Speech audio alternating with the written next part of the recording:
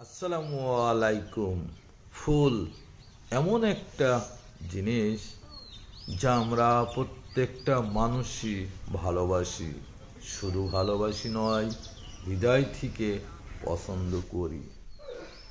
তাই তো ফুল দেখলেই আমরা অভিভূত হয়ে যাই। এতটাই অভিভূত হয়ে যায়, শেষ পর্যন্ত আবেগের বশে গাছ থেকে ফুলটি ছিঁড়ে ফেলতে বাধ্য হই। তারই একটু পরেই ফুলটি নর্দমায় চলে যায়। এত ভালোবাসা, এত আবেগী সেই ফুল পায়ের তলে পিষ্টে যায়। ফুল গাছের সৌন্দর্য, ফুলকে হৃদয় দিয়ে ভালোবাসতে হয়, স্পর্শ করে নয়। পবিত্র ভালোবাসাও একই রকম ভালোবাসতে হয়।